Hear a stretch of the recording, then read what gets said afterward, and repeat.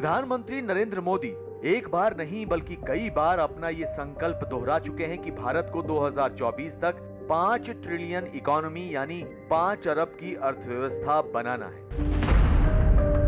$5 trillion आज एक target उसको हमारे सामने हमने रखा है। प्रधानमंत्री नरेंद्र मोदी का ये सपना तब तक पूरा नहीं हो पाएगा जब तक ग्रामीण और शहरी भारत के बीच बढ़ते फासले को कम न किया जाए। लिहाजा इस दूरी को कम करने के मकसद से प्रधानमंत्री नरेंद्र मोदी ने संपूर्ण भारत को एक नया नारा दिया। कभी किसी परिवार में जाते थे, छोटे बच्चे से बात करते थे तो बच्चा क्या करता था, अगर आपके चश्मे हैं तो खींच के ले लेता था, या आपके जेब में इंडी पेन है तो उसको उठाता था। लेकिन आज आप मार्क करना, वो न चश्मे को हाथ लगाता है न इंडी पेन को हाथ लगाता है, वो आपका मोबाइल फोन छीनता है। यानी वो बाकी कुछ समझे या न समझे, डिजिटल ताकत को समझता है। लेकिन क्या 5 साल बीत जाने के बाद डिजिटल इंडिया का मकसद पूरा हो पाया? क्या यह योजना अपने उस मुकाम तक पहुंच पाई?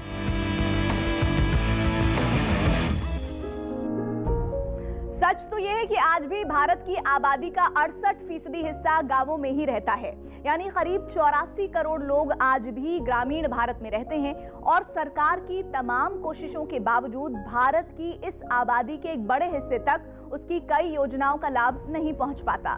लिहाजा प्रधानमंत्री नरेंद्र मोदी ने इसी फर्क को मिटाने के लिए 1 जुलाई 2015 को डिजिटल इंडिया अभियान की शुरुआत की, ताकि पूरे भारत को एक योजना के सूत्र में पिरोया जा सके। नमस्कार, मैं हूं प्रीति रघुनंदन। दरअसल डिजिटल इंडिया अभियान का मकसद भविष्य के भारत के लिए डिजिटल युग में एक मजबूत ढांचा बने और लोगों को इस बदलाव की ताकत से लैस किया जा सके, ये पूरा मकसद है इस योजना का। और इसके साथ साथ डिजिटल इंडिया का मकसद भारत के ग्रामीण क्षेत्रों को हाई स्पीड इंटरनेट नेटवर्क से जोड़ने और डिजिटली साक्षर बनाना भी रखा गया था। लेकिन क्या 5 साल बीत जाने के बाद डिजिटल इंडिया योजना का मकसद पूरा हो पाया? आखिर 5 साल के बाद PMDIY का सच क्या है? डिजिटल इंडिया से जुड़ी सरकार की इस योजना के बारे में बेहतर तरीके से और बेहद करीब से जानने के लिए हमें अब उन गांवों की तरफ जाना होगा जिन गांवों को आजकल डिजिटल गांव का दर्जा दिया गया है। तो आइए चलते हैं ऐसे ही गांव की तरफ।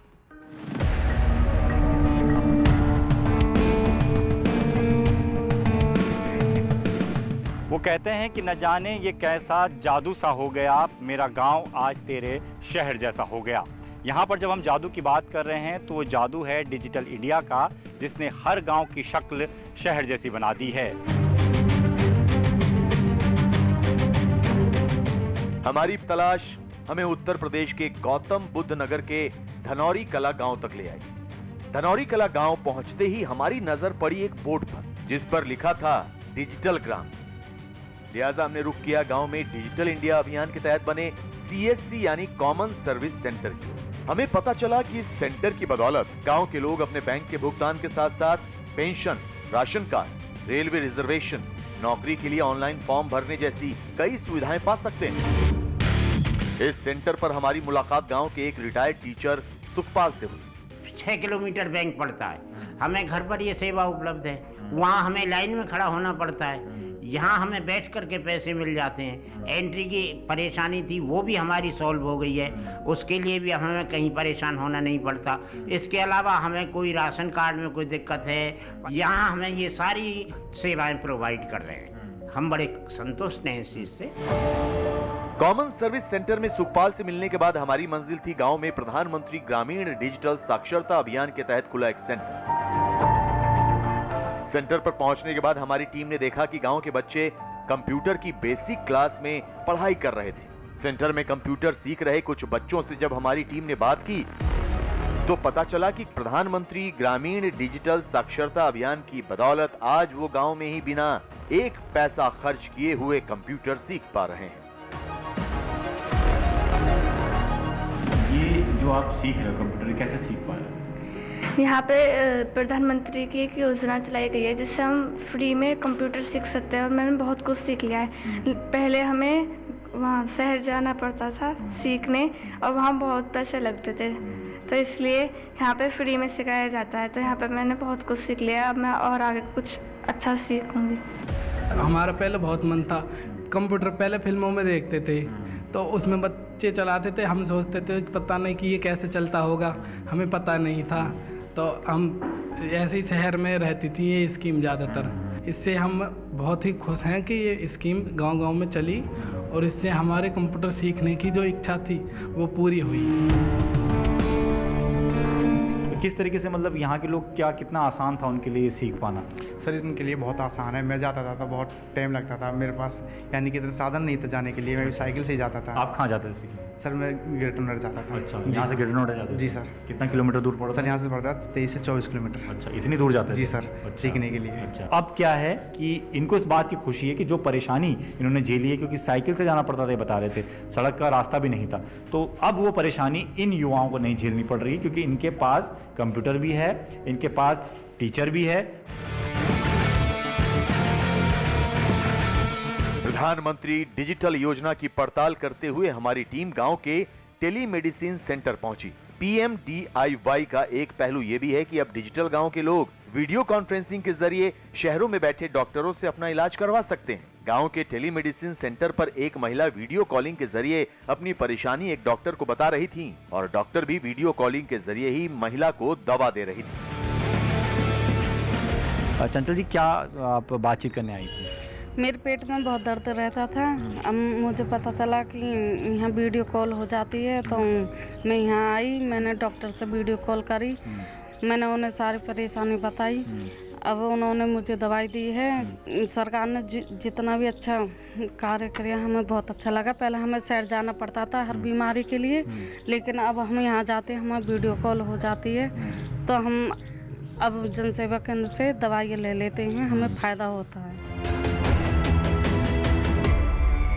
डिजिटल इंडिया की बदौलत धनौरी कला कितना बदल गया है, इसकी सबसे बड़ी मिसाल हमें गांव की एक दुकान पर देखने को मिल गई। बच्चे हों या बड़े, सभी ई पेमेंट के जरिए सामान खरीदते हुए नजर आए।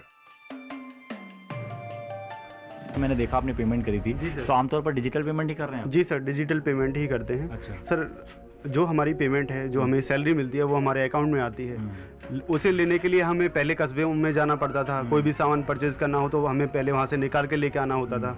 लेकिन जब से हमारा गांव डिजिटल हुआ है तो हमारे गांव में भी ये फैसिलिटी आने लगी है और हम जो पेमेंट है वो डिजिटली ही कर रहे हैं। 4 सालों में कितना फ़र्क आपको देखने को मिला है? क्या ग्राहक ज़्यादातर यही करते हैं, डिजिटल पेमेंट करते हैं? हाँ, पहले ऐसा हुआ था कि भाई पैसे नहीं है बाद में दे देंगे, अब तो साथ के साथ मोबाइल से पेमेंट कर देते हैं और कोई दिक्कत भी नहीं आती, ना ग्राहक को ना हमको।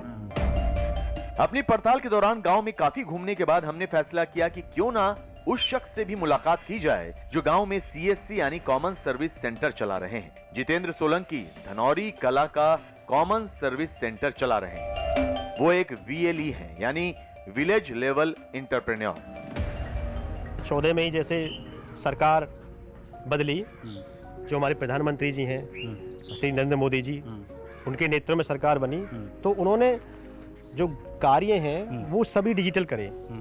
उस डिजिटल को करने से फ़ायदा ये हुआ कि हमारा जो कार्य है वो बढ़ा और जो हमारी आय थी वो भी काफ़ी बढ़ी, और जो प्रधानमंत्री जी चाहते थे कि ये सभी जो कार्य हैं वो जनता तक पहुँचें, वो सभी कार्य जो योजना है वो CSC के माध्यम से आम लोगों को पहुंचाई जाती हैं। और जो लोग पहले सरकारी कार्यालयों के चक्कर काटते थे, जैसे आपका अब पेंशन ही मान लो किसी को मिलती है, किसी बुजुर्ग महिला को या पुरुष को मिलती है, तो बैंक जाता था, यहाँ से 8-7 किलोमीटर दूर बैंक है, अब वो यहीं से निकाल लेते हैं आधार के माध्यम से, AEPS के माध्यम से। AEPS के द्वारा वो थंब लगाता है। प्रधानमंत्री जी ने जो ये सुविधा दी है तो उसका वो पूरा भरपूर फायदा उठा रहे हैं। अपनी पड़ताल को जारी रखते हुए हम इलाके के विधायक धीरेन्द्र सिंह से भी मिले। उनका कहना था कि वो जल्द ही अपने इलाके के दूसरे गांवों को भी प्रधानमंत्री डिजिटल इंडिया से जोड़ने का काम शुरू करने वाले हैं। जब से मोदी जी देश के प्रधानमंत्री बने तो हम लोगों ने डिजिटल रूप से एक क्रांति देहात में देखी है, क्योंकि पहले हम बैंकों में लंबी कतार देखते थे अब जो भी जन सुविधा केंद्र या सरकार ने CSC बनाए हैं और डिजिटल गांव बनाए हैं, कोरोना काल में हमने वहाँ देखा कि लोग टेलीमेडिसिन डॉक्टरों से मशवरा कर रहे हैं अपनी बीमारी के लिए। उनके सारे ट्रांजैक्शन, अगर पैसे की ज़रूरत है उन्हें तो CSC पर जाकर उसका निपटारा हो जाता है। मान लो रात को ज़रूरत है उन्हें पैसे की, बैंक खुले हुए नहीं है। उन सब योजनाओं को अब इस तरीके से डिजिटलाइज कर दिया गया है जिसका लाभ आम आदमी गांव में बैठकर ले रहे हैं। तो ये एक बहुत बड़ा क्रांति का दौर है।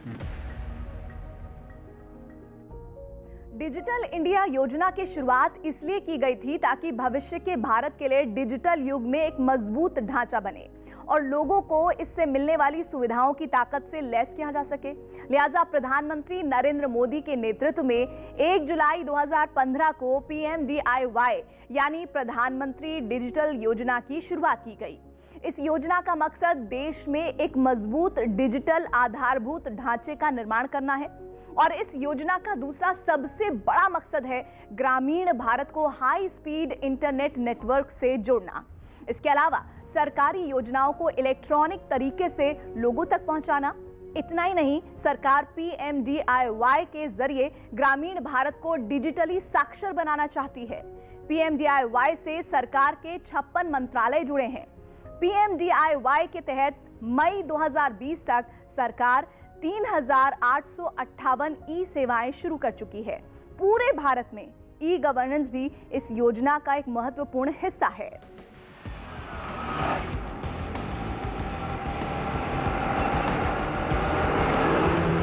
अपनी तफ्तीश के दौरान हमें पता चला कि हरियाणा के रेवाड़ी जिले के एक गांव गुरावड़ा को भी डिजिटल ग्राम का दर्जा मिला हुआ है। लिहाजा हम PMDIY की अपनी पड़ताल के लिए रेवाड़ी की तरफ चल पड़े।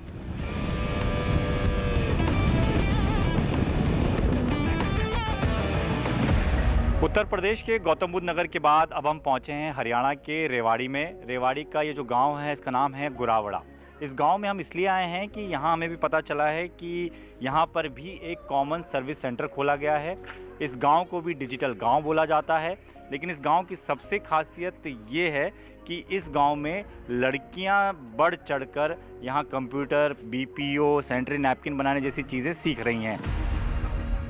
गुरावड़ा पहुंचने पर हम गांव के CSC यानी कॉमन सर्विस सेंटर पहुंचे। इस सेंटर पर भी हमें अंदर लोगों का हुजूम मिला। इनमें से कई लोग अपनी आधार कार्ड बनवाने के लिए आए हुए थे। CSC के गलियारों में घूमते हुए हमारी टीम की नजर एक कमरे में मौजूद 2 लड़कियों पर पड़ी।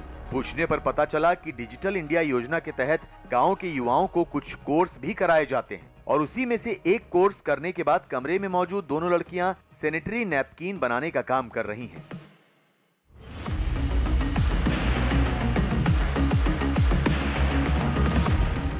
ज्योति, जो आप ये सैनिटरी नैपकिन बना रही हैं, ये काम आपने यहीं सीखा था इसी सेंटर पे? हाँ जी सर, यहीं पे सीखा था सेंटर पे ही। फिर हम इस काम को यहीं पे करने लग गए और फ्री में डिस्ट्रीब्यूट करते हैं, स्कूल में भी, कॉलेज में भी, गांव में भी फ्री में देते भी हैं।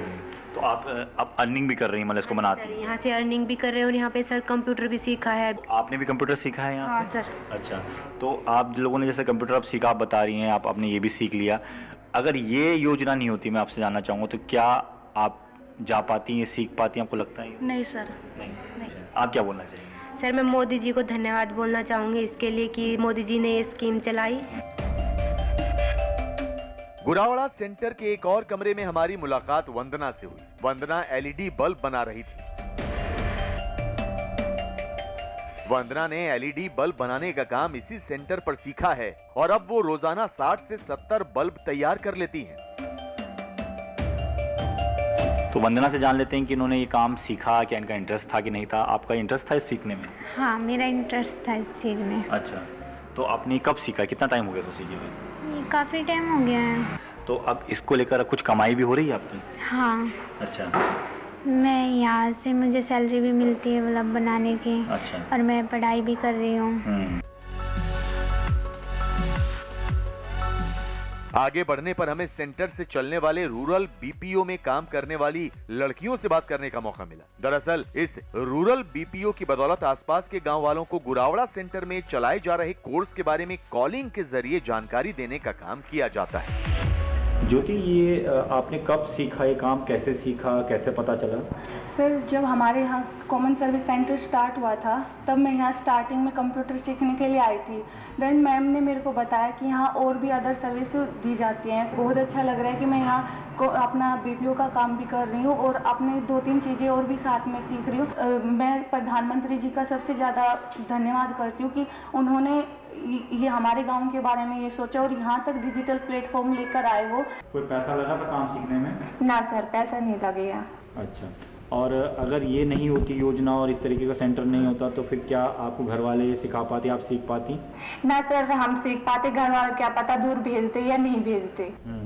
मुश्किल होता। हाँ सर। रेवाड़ी के गुरावड़ा गांव में हमें प्रधानमंत्री डिजिटल इंडिया का एक ऐसा पहलू देखने को मिला जिसकी उम्मीद हमें भी नहीं थी। इसी दौरान हमारी मुलाकात गुरावड़ा सेंटर को चलाने वाली महिला सोनू बाला से हुई। सोनू जी, 1-2 सालों में कितना परिवर्तन देखा है? मतलब क्या गांव के लोग खुद से बढ़ चढ़ कर आ रहे हैं या आपको जाना पड़ता है, समझाना पड़ता है कि आइए सीखिए? नहीं, अब तो लोग यहाँ पे जैसे स्टार्टिंग में आए थे तो उनको बिल्कुल भी वो अवेयर नहीं थे इस चीज़ के बारे में कि सीएससी होती क्या है। बट अब हर घर को पता है गांव में, यहाँ पे सारी सर्विसेज जो हैं वो ऑनलाइन है। अगर इवन किसान से लेके स्टूडेंट्स का, सभी का, मतलब कोई भी स्कीम्स है गवर्नमेंट की स्कीम्स, वो सीएससी सेंटर से आके ले सकता है। सच तो यह है कि पीएमडीआईवाई यानी डिजिटल इंडिया योजना की बदौलत भारत की तस्वीर बदलने वाली है। मसलन पीएमडीआईवाई के बदौलत आज जनधन खातों की संख्या 39 करोड़ तक पहुंच चुकी है। इस योजना की वजह से साल 2020 में करीब 17 करोड़ का इलेक्ट्रॉनिक लेन देन हुआ। साल 2014 में यह सिर्फ 66 लाख था। ई गवर्नेंस के लिए यूनिफाइड मोबाइल ऐप उमंग में 860 से ज्यादा सेवाएं शुरू की गई। पीएमडीआईवाई के तहत कोरोना काल के दौरान आरोग्य सेतु ऐप को महज 3 हफ्ते में 12 भाषाओं में विकसित किया गया। पीएमडीआईवाई के ही तहत बीएसएनएल अब टेलीफोन एक्सचेंज की जगह नेक्स्ट जनरेशन नेटवर्क शुरू करेगी। इस योजना में 2.5 लाख स्कूलों, सभी यूनिवर्सिटीज में वाईफाई, पब्लिक वाईफाई हॉटस्पॉट शुरू होगा। इसके अलावा 2.5 लाख गांव में ब्रॉडबैंड और यूनिवर्सल फोन कनेक्टिविटी की सुविधा दी जानी है। पीएमडीआईवाई के तहत करीब 2 करोड़ लोगों को नौकरियां देने का लक्ष्य है। पीएमडीआईवाई में मिलने वाली सुविधाओं की बदौलत लोग अपने पैन, आधार कार्ड और जरूरी दस्तावेजों को डिजिटल लॉकर में रख सकते हैं। इस सेंटर पर हमारी मुलाकात प्रवीण से भी हुई। प्रवीण गांव में इंटरनेट कनेक्टिविटी पहुंचाने का काम करते हैं और इसी की बदौलत अब गांव में वाईफाई चौपालें भी लगने लगी। गांव में अक्सर हमने चौपालें काफ़ी देखी भी हैं, सुनी भी हैं, लेकिन जब डिजिटल गांव में है तो चौपाल भी डिजिटल ही होगी। इसलिए वाईफाई चौपाल जो है इन गांव में लगता है और इसको कैसे चलाया जाता है इसके लिए हम सेंटर पे मौजूद हैं। और यहाँ पर आप देख रहे हैं जो मशीनें जो आपको दिख रही हैं, इन्हीं मशीनों के ज़रिए जो है वो कनेक्शन गाँव तक पहुँचता है, चौपालों तक पहुँचता है और वहाँ पर चौपाल में लोग बैठ के वाईफाई का इस्तेमाल करते हैं। तो ये लोगों के घरों में भी इस्तेमाल किया जाता है, सिर्फ चौपाल एक जगह बनाई गई वहीं पे वाईफाई लगाया? यहाँ से जैसे चौपाल है और हर घर में जैसे यहाँ से फाइबर जा रही है, फाइबर के द्वारा हम घर में कनेक्शन दे रखे हैं उसके द्वारा। तो क्या है, स्पीड ठीक है या लोग सिर्फ कह रहे हैं कि वाईफाई दिख तो रहा है लेकिन चल नहीं रहा है? नहीं, बढ़िया स्पीड है। अभी जैसे कि पहले पुराने कूपन में कम स्पीड थी, अभी सीएससी ने नए कूपन लॉन्च किए हैं उसके स्पीड ठीक ठाक है। स्पीड ठीक है। ऐसा तो नहीं है कि लोग बस वाईफाई के नाम पे वाईफाई मिल रहा है और स्पीड नहीं? ऐसा नहीं है कुछ।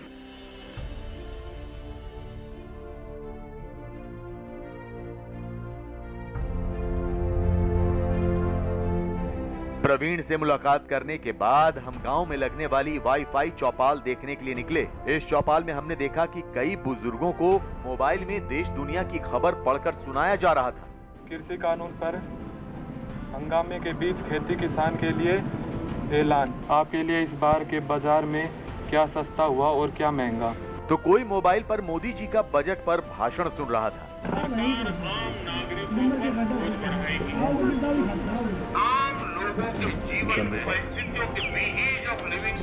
हमारे सामने डिजिटल इंडिया की वो तस्वीर थी जिसकी परिकल्पना प्रधानमंत्री नरेंद्र मोदी ने की है। इस वक्त हम चौपाल में हैं, लेकिन चौपाल ये आम चौपाल नहीं बल्कि वाईफाई चौपाल है। वो इसलिए क्योंकि यहाँ पर हर कोई वाईफाई का इस्तेमाल कर रहा है, इसीलिए कह रहे हैं कि हमारा गांव हाई फाई है। हाई फाई गाँव है सर आपका? हाई फाई गाँव है। अच्छा, कब से यूज़ कर रहे हैं वाईफाई? काफ़ी टाइम हो गया है, 2 महीने से यूज़ कर रहे हैं हम तो। अच्छा। हाँ, पहले तो सुना था, अब तो सभी यूज़ करने लगे वाईफाई, अब यूज़ कर रहे हैं इसलिए। पहले सुना था लोगों ने, अब यूज़ कर रहे हैं गाँव के। गाँव शहर बन गया। हाँ, शहर बन गया बिल्कुल। हम हिंदुस्तान की तस्वीर बदल रहे हैं। Digital India, skill India and make in India. Digital India आएगा तो लोग एम्पावर होंगे, डिजिटल लिटरेसी होगी। सच तो ये भी है कि प्रधानमंत्री नरेंद्र मोदी का पावर टू एम्पावर यानी सशक्त करने के लिए शक्ति का संकल्प महज एक नारा नहीं है, बल्कि ये तेजी से भविष्य के भारत की हकीकत बनता जा रहा है।